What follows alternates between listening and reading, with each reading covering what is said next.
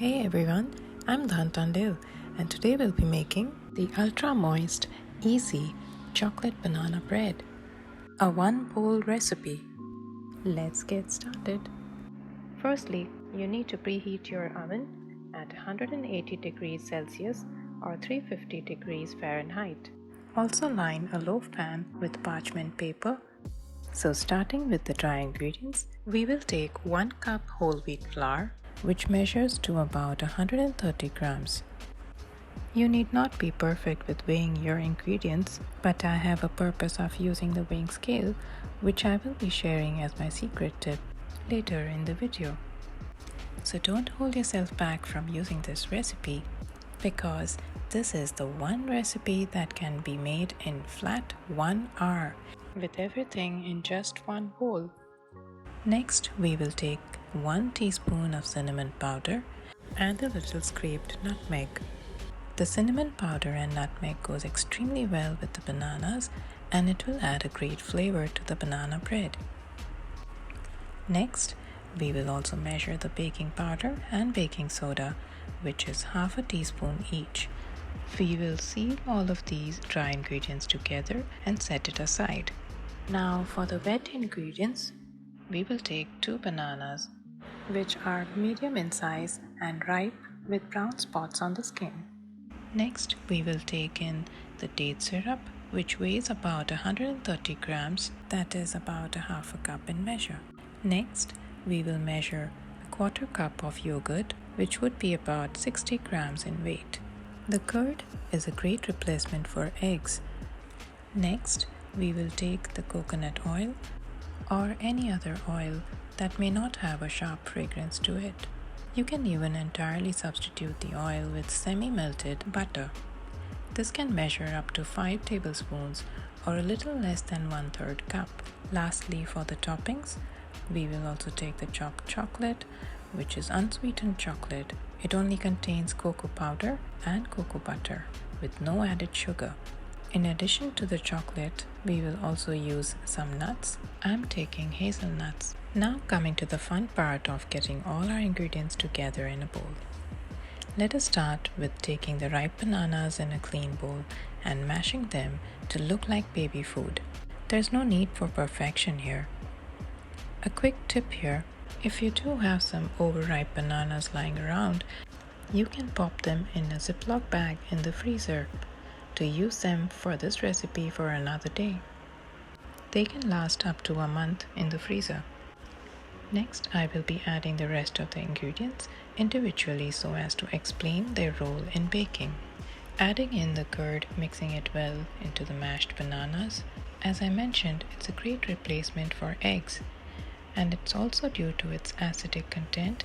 It helps to break down the gluten in the flour, resulting in a soft texture. Taking in the dates syrup, it adds a tremendous amount of flavor and moisture other than just giving the sweetness to the banana loaf. Now adding the oil or melted unsalted butter, whichever you prefer.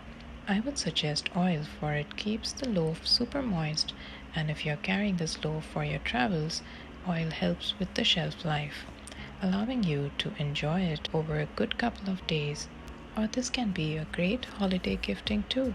Next, we can add in the vanilla extract, and I would like to mention here that the extract is a natural product as compared to the essence, which is a synthetic product.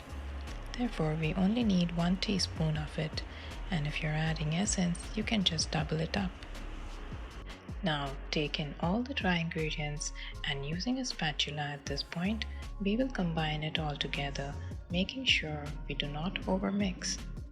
Here I would like to show you in my inset video the batter, which may seem a little thick, as I had taken the ingredients measured in cups, but the loaf turned out to be just fine. So don't worry about using the scale for this recipe. The idea is to enjoy the process. But then why did I even show the weighing scale? Exactly the idea of one bowl recipe, where you can pour in the ingredients by placing the mixing bowl over the scale itself, so no extra washing and cleaning work at all. And that's what I call a one bowl recipe. Once the dry and wet ingredients come together, gently fold in the chocolate chips and the nuts if you're adding into the batter. Pour the batter into your loaf pan and gently smoothen the surface with a spatula. Top it with some chopped chocolate and nuts of your choice.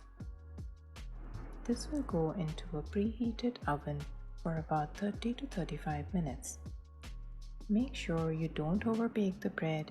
Take it out of the oven and you might just want to test with a skewer before giving it any more time in the oven. And there she is. The aroma of the banana loaf is something else. Try it to experience it yourself. And you probably have your neighbors knocking at your door each time you bake one. Let the bread cool in the pan for about 15 minutes and then let it cool down completely on a wire rack. Look at the beautiful shine and the unique caramel color. Just look at how pillowy soft and spongy this loaf is. If at all you can't wait for it to cool down and you end up slicing into a warm loaf, you may feel that it's a little gooey and a little underdone.